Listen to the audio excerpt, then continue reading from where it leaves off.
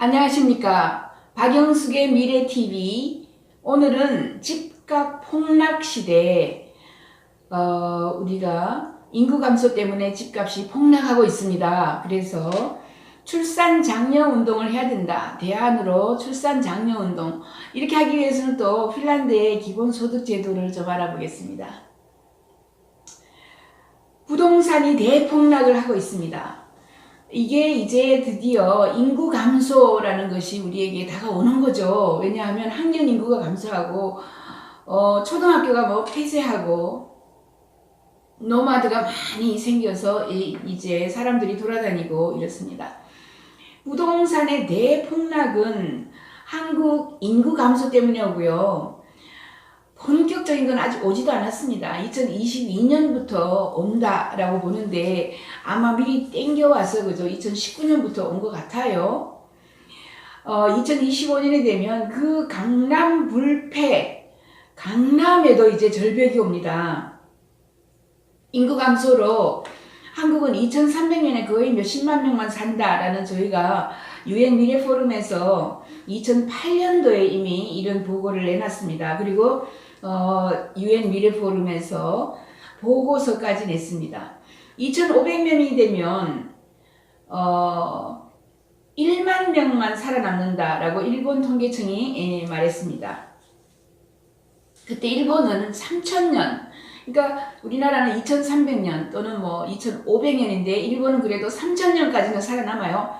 3000년에 62명만 살아남습니다. 62명. 그리고 앞으로 노마드, 뭐 무주택주의, 이렇게 주택 무소유주의가 만연하게 되어 이홈으로 갈아타고 타이니하우스를 가지고 다니면서 너 가져? 다 쓰고 난 뒤에 너 가져 이렇게 해줍니다. 제가 주거혁명 2030이라는 책을 교보문고에서 냈는데요. 여기에 보면 집값, 부동산 값이 폭락한다. 인구에 비례하기 때문에 그렇습니다. 지금까지는 부동산을 바치는 전략 세력이 있었습니다. 그리고 정부도 GDP를 올리기 위해서 부동산 값을 올리는 뭐 이런 전략이 눈에 보였어요.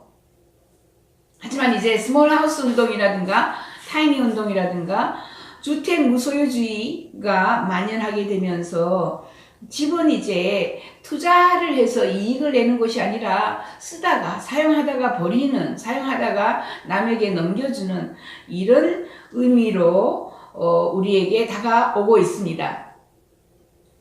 부동산의 거래 절벽이 오고 있어요.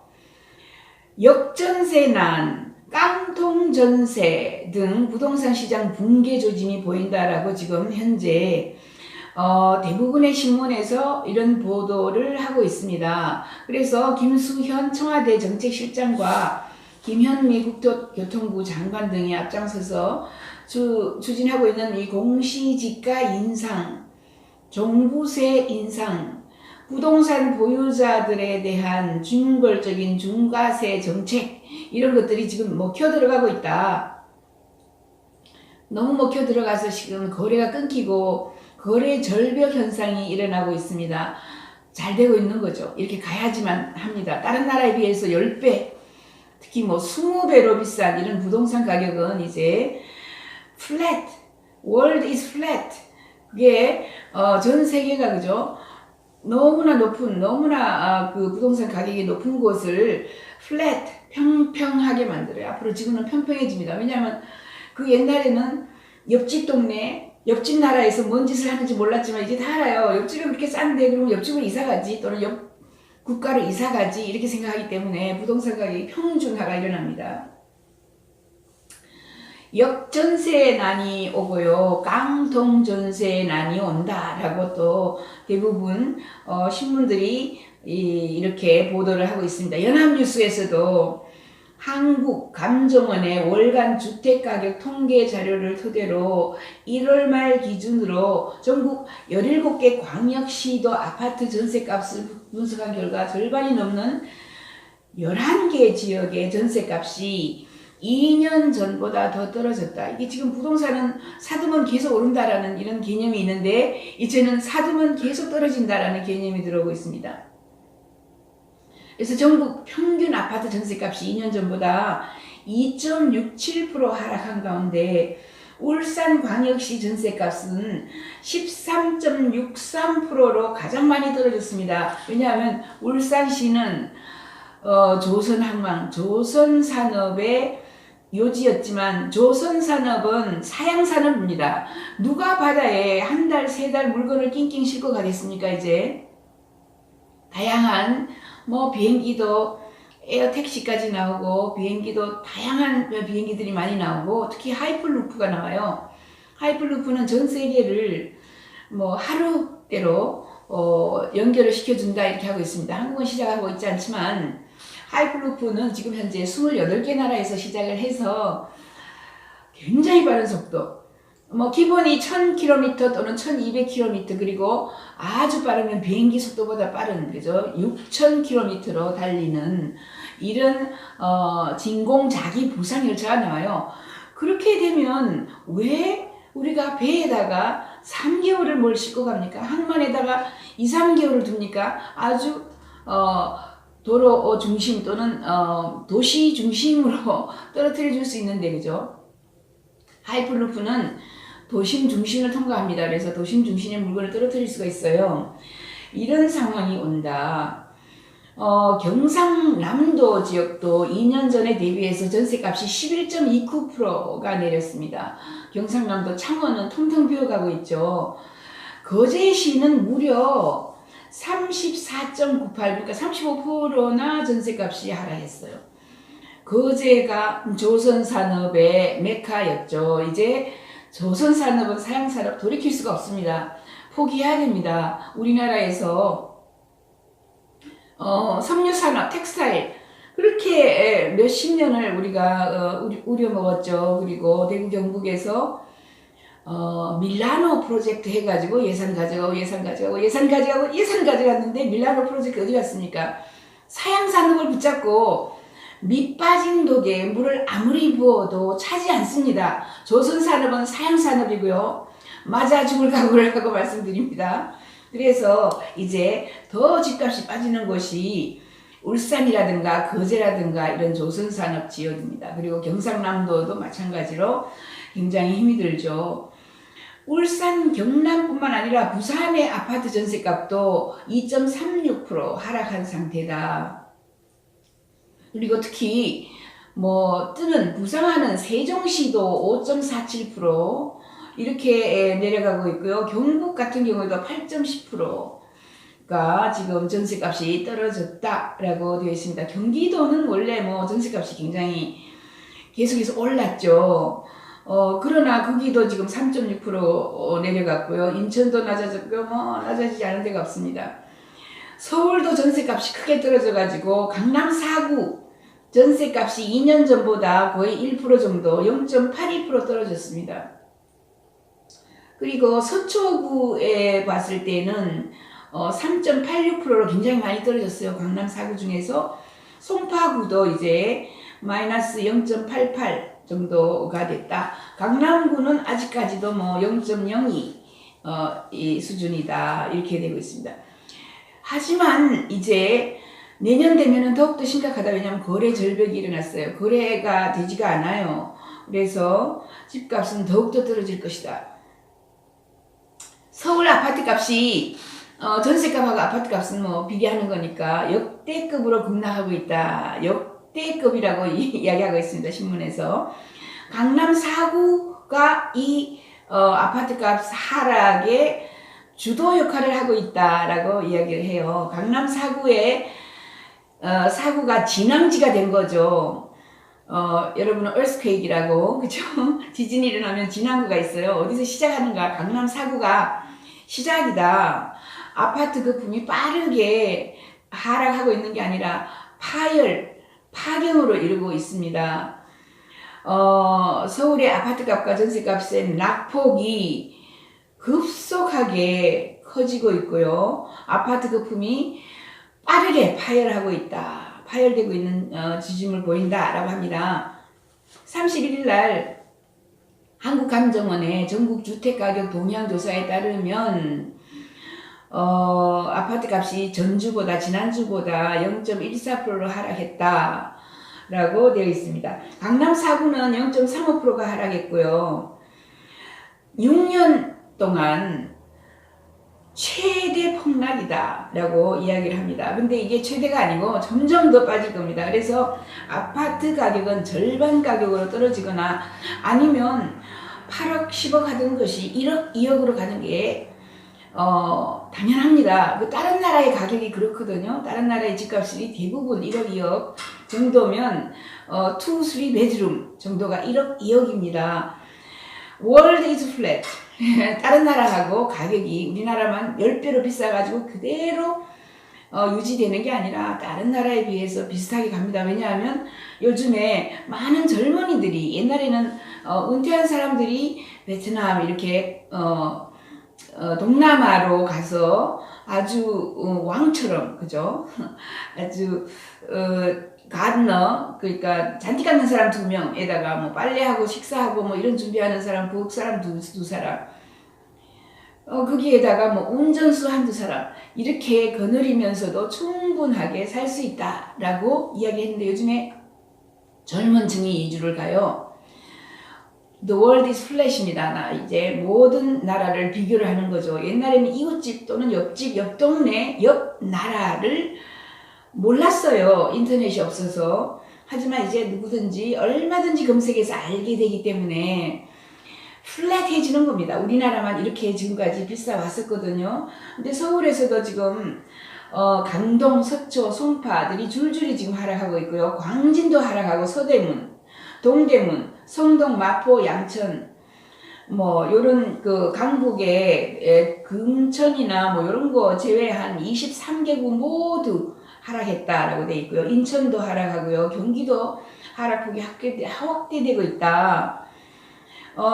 지방은 0.11% 하락하고 전국 아파트 값도 거의 0.10% 하락했다라고 되어 있습니다. 서울의 아파트 전세값은 12주째 지금 하락하고 있습니다. 3개월가량 하락하고 있어요. 그래서 전세값이 0.24% 하락하면은 강남 4구가 이를 주도를 했기 때문에 이제 문제가 크게 다가오는 것입니다. 지금까지 강남 불패, 강남에 물건을 샀는데 집을 샀는데 내려갔다는 소리를 못 들어봤어요. 그러나 이제 강남구 아파트 전세값도 내리고 있고요. 서초구도 강동, 송파도 마찬가지로 다 급락을 하고 있습니다. 그래서 신문이나 블로그나 카페 같은 것을 들여다보면 서울 아파트값 전세값 역대급으로 급락했다. 강남 4구가 주도했다. 이렇게 언론에서 보도를 하고 있고요. 이 카페에 가면은 서울 아파트값 전세값 역대급 급락 강남 4주가 주도를 하고 있다. 어떻게 할까요? 뭐 이렇게 신문을 받아가지고 카페에서 이야기하고 있고요. 또 부동산 이야기라는 이 카페에 가면은 송파 헬리오시티 전세값이 폭락했다라고 이야기하고 있습니다. 거기 모든 사람의 로망이었죠. 저 송파에 헬리오시티 가봐야 되겠다. 거기도 폭락하고 있습니다. 특히 세종시는 지금까지 4, 5년간 집값이 폭등하던 그런 곳이었습니다. 이제 전세값이 2달 새에 8천만 원이 폭락했다라고 이야기하고 있습니다. 세종시도 안전하지 않습니다.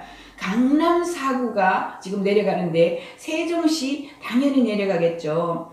그런데 문제는 전세값이 20% 정도 폭락을 하면 전세 가구 중에서 7%가 보증금을 못 받을 수도 있습니다.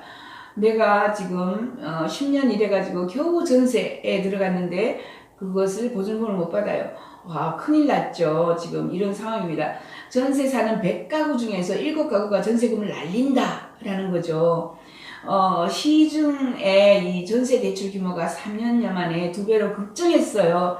그 전세는 전세 값이 올라서 전세 대출이 또 많이 늘어났거든요. 그런데 전세 가격이 급락하고 주택 시장이 이제 내려가게 되면은 100가구 중에서 7가구가 망한다, 전세금 날린다. 굉장히 놀라운 이야기입니다.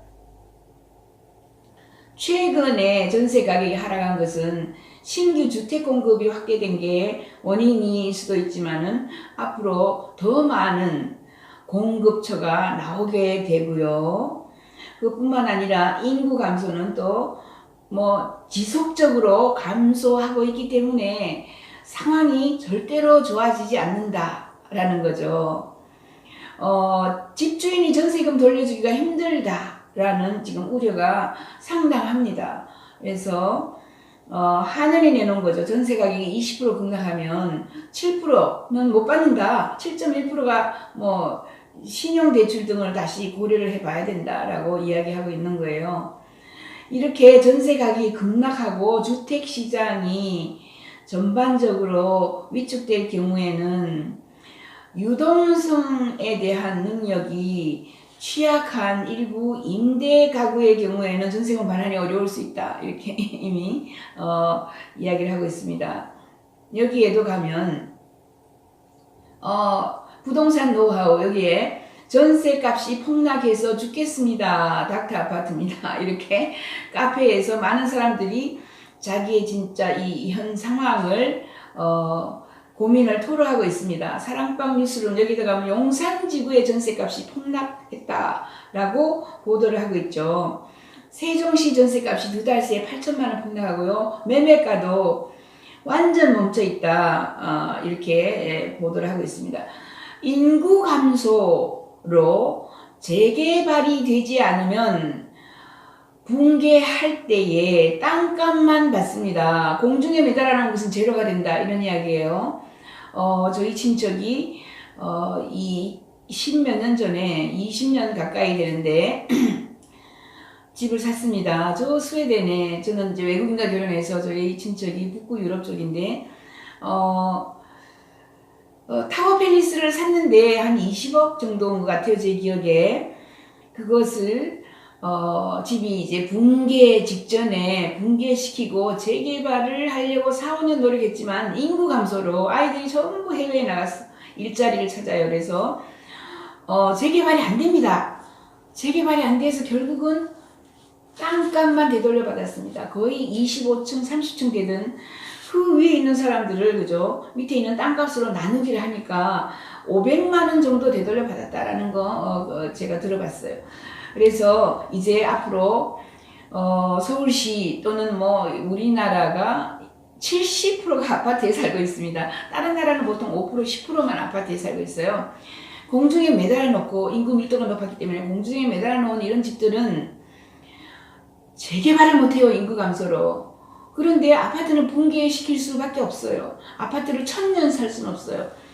아파트 수명이 30년, 50년 이렇게 해서 재개발도 안 되는 경우가 있죠. 리모델링도 안 돼요. 그렇게 해서 붕괴되면 어떻게 되겠습니까? 땅값을 나누어요.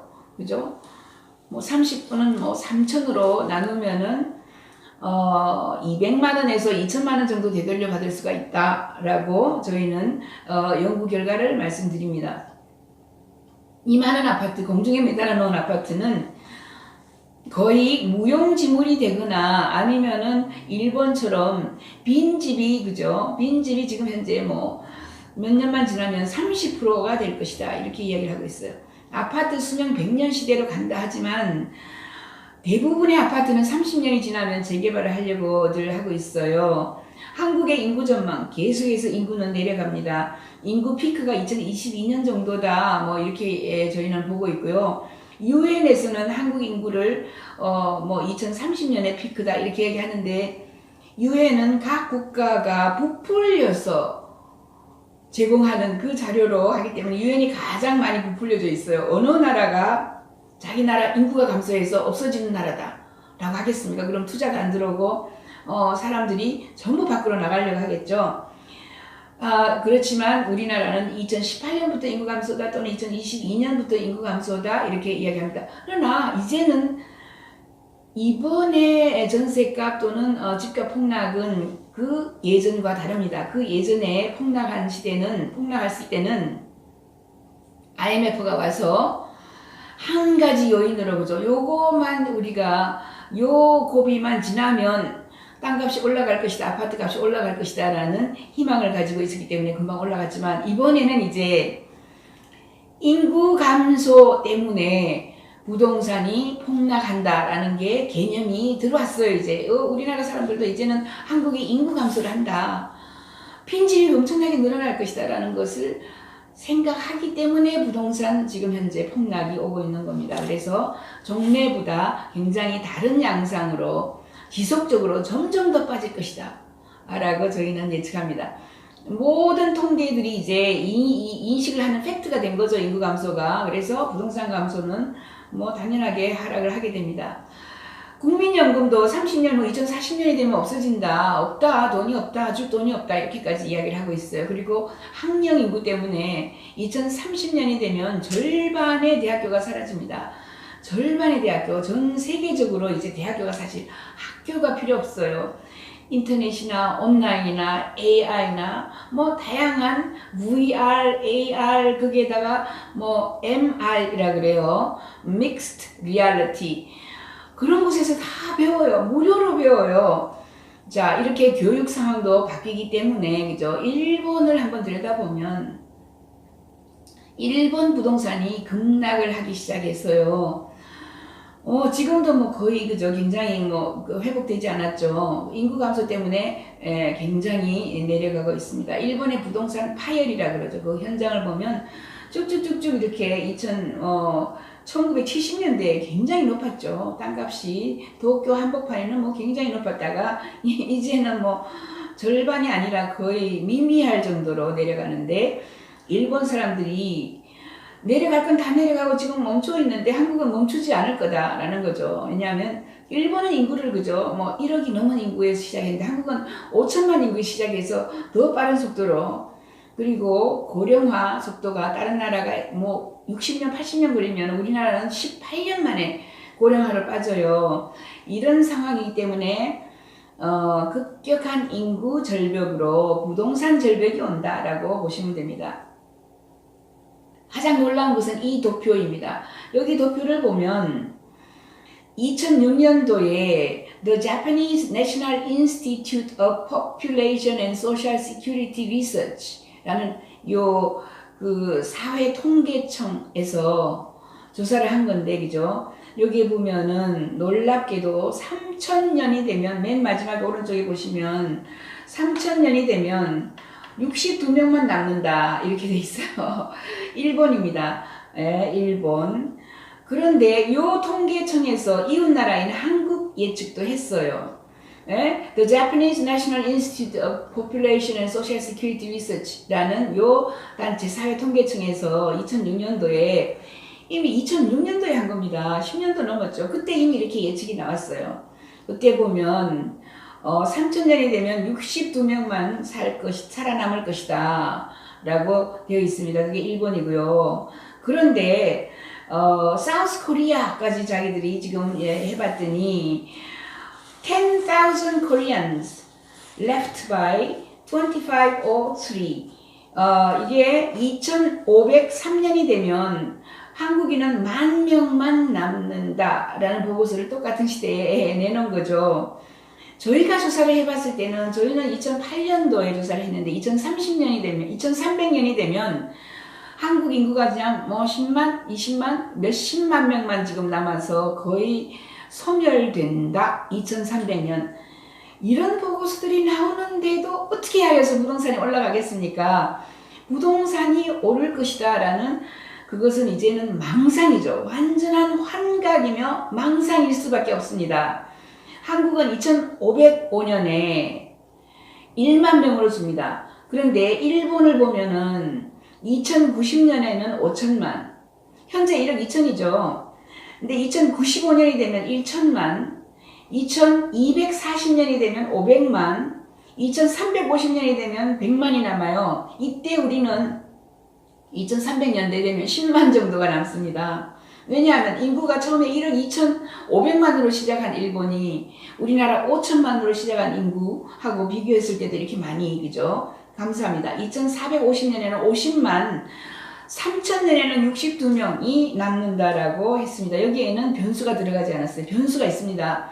당연히 쓰나미 오죠, 지진 오죠, 산불 나죠, 교통사고 있죠. 이렇게 해서 급격한 인구 감소가 또 더 빠른 속도로 다가올 수도 있겠죠. 그러면 여기서 그냥 다 같이 죽고 말까요? 아니죠. 대안을 해놔야 되겠죠. 대안은 대국민 미래 예측 교육을 시켜야 된다라는 게 제 주장입니다. 왜냐하면 출산 장려 운동을 해야 됩니다. 출산 장려 운동을 하기 위해서는 일단 사람들에게 알려야죠. 인구는 감소한다. 이렇게 감소하면 나라가 없어지는데 출산을 장려해보자 같이 이런 이야기를 해야 되고요. 인구 감소로 집값이 붕괴하고 있어요. 교육비는 거의 무료가 됩니다. 앞으로 미래에는 생활비가 리빙 코스트라고 하죠. 생활비가 풍요의 시대로 가기 때문에 굉장히 싸집니다. 어번던스라는 책을 썼어요. 피터 디아만디스, 이 사람이 싱귤레리티 대학교 총장입니다. 그래서 풍요의 시대에 보면은 모든 기술이 발전하여 의식주부터 시작해서 교통값 싸지죠. 교통은 뭐 하이퍼루프, 그것은 지금 교통으로 유류라든가 전기를 쓰지 않아요. 진공 자기 부상 열차이기 때문에 진공으로 그죠. 여기서 빵 하고 치면은 계속해서 가는 겁니다. 이렇게 교통값이 그냥 똥값이 된다 이렇게 얘기하고요. 의료 비용도 굉장히 싸집니다. 인공지능이 뭐 대부분 것을 다 해요. 거기에다가 교육은 거의 무료화가 된다라고 봅니다. 저희는 인터넷에서 배우고 가상현실에서 배우고 혼합현실에서 배우고 AI가 다 가르쳐주고 거기에다가 이제 신경망을 꽂고 업로드 다운로드 하는 이런 시대에 지식을 왜 외웁니까? 지식은 업로드 다운로드 또는 두 사람이 기기를 끼고 머리를 흔들면 TDCS 기술이라 돼요. 머리를 흔들면 내 머리에 내 뇌에 있던 모든 지식 정보가 상대방에게로 전달이 되는 TDCS.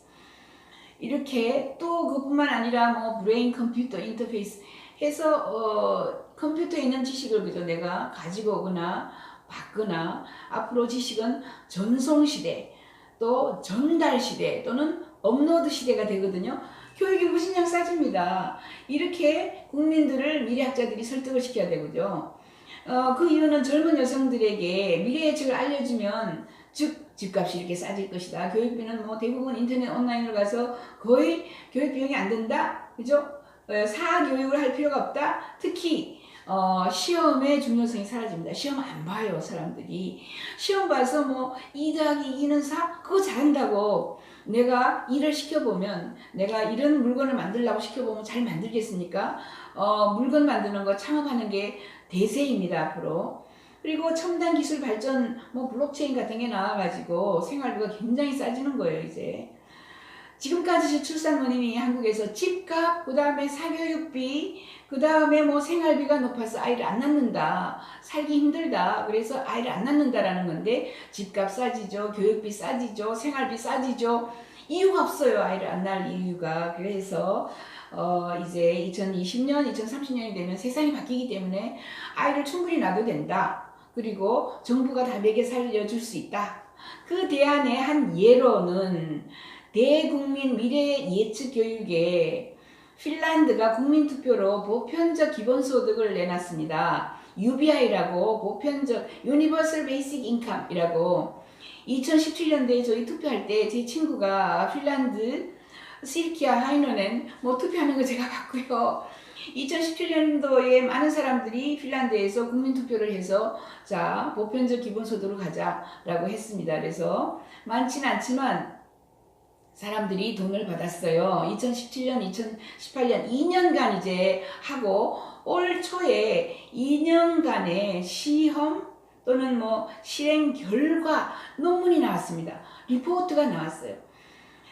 가장 큰 소득은요, 기본소득을 나눠줬더니 스트레스를 받지 않아요. 내가 이 기본소득은 지금 실업을 한 사람들에게 일정하게 이제 무작위로 선택해서 돈을 줬죠. 스트레스를 받지 않아서 국민 의료 비용이 급감했다라고 나와 있습니다.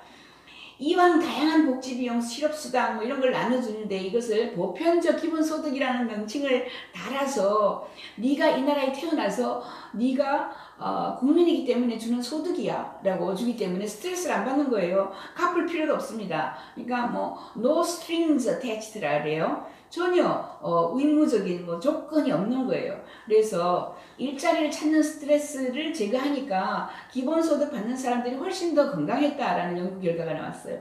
특히 기본소득을 받는 사람이 구직 활동을 하는데 더 활발하게 했다. 오히려 일반인 컨트롤 그룹보다 더 활발하게 일자리를 찾더라. 그래서 일자리를 찾은 거는 거의 비슷하더라. 즉 그것이 무슨 이야기냐 하면 내가 기본소득을 받고 게을러져서 게으름 때문에 일자리를 안 찾고 다시 이렇게 생산적인 노동을 하려고 노력하지 않을까봐 겁이 나는 거죠. 지금 현재 전혀 그런 상황이 없다. 오히려 더 열심히 해서 비슷비슷한 컨트롤 그룹하고 비슷비슷한 결과가 나왔다. 그래서 이제 보편적 기본소득을 주면은 국민들이 건강해지면서 일자리도 찾으면서 출산율이 늘어날 것이다 라고 저희는 예측하고 있습니다. 핀란드의 보편적인 기본소득은 이 보장제가 이제 국민투표를 통해서 2017년도에 결정이 됐는데 2년간의 실험 결과를 보았더니 모두 긍정적이었다. 특히 국민 의료 예산 절감이 왔었고요. 그 다음 기본소득을 제공받는 실업자들도 일반 실업자만큼 비슷하게 성공했다 라는 것이 그 큰 보고서의 줄기인데 킬라 여기에서 보면은 여기서 Basic Income Experiment가 이제 12월 31일 날로 2018년 12월 31일 날로 완전 끝났다. 그 끝나면서 지금까지 한 연구를 다양하게 발표했고 모든 언론이 다 받았어요. 이게 ABC 뉴스죠. 미국의 ABC 뉴스에서 핀란드의 베이직 인컴 기본소득 실험 익스페리먼트가 이제 뭐 거의 이런 결과를 가져왔다라고 하고요. 포춘지도 이렇게 내고 있습니다. 핀란드가 2년간의 UBI 기본소득 제도를 실시를 했더니 앞으로 어떻게 될 것인지 그 결과가 나왔는데 보니까 긍정적인 게 훨씬 더 많았다라고 지금 보고를 하고 있습니다. 여기도 experimental study on a universal basic income을 했다. 그런데 primary result가 우선 이런 결과들이 나와서 긍정적이다 이런 이야기 하고 있어요. 이게 바로 보고서입니다.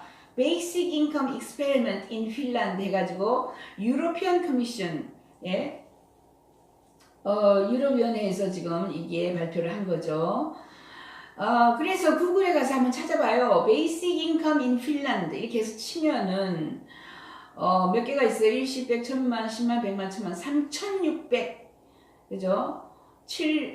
70만 개가 검색 결과로 나와요. 얼마나 많은 사람들이 관심이 있는지 그죠? 이 2년간의 실험을 통해서 이제 사람들은 어떻게 할까요? 긍정적인 결과가 나왔기 때문에 아마 지속하자. 당연히 지속하는 거죠. 지속한다고 지금 투표를 했으니까.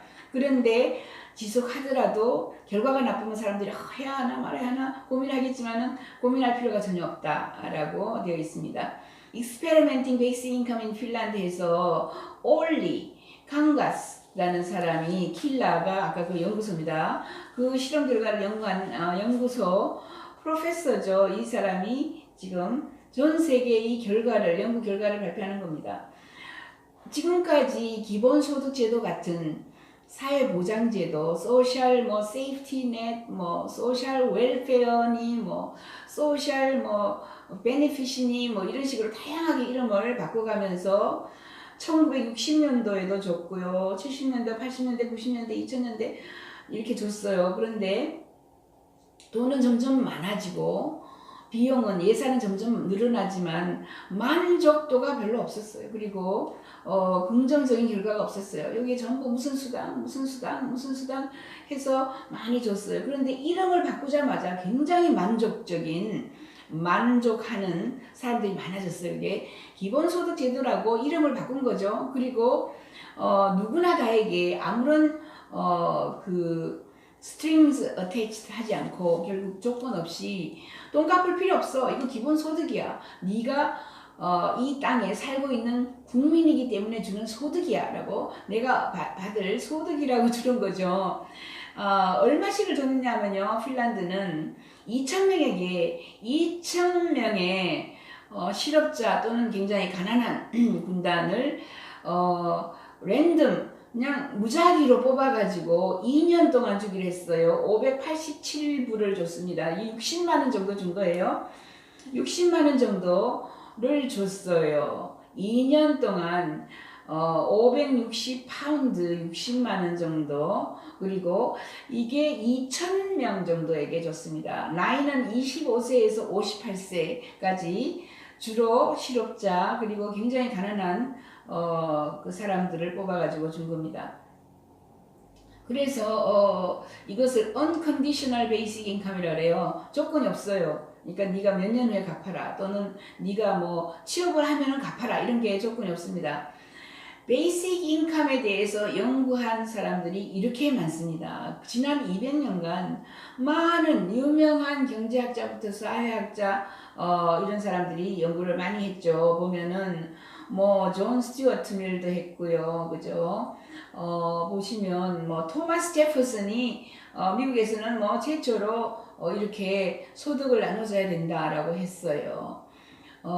다니엘 패트릭 이런 사람도 했고요. 존 케네스도 했고 로버트 시어볼드도 했고 많은 사람들이 밀턴 프리드만 패트릭 프리드만의 할아버지인데 이 사람이 노벨 경제학상을 받았죠. 1962년도에 이미 이런 이야기를 했어요.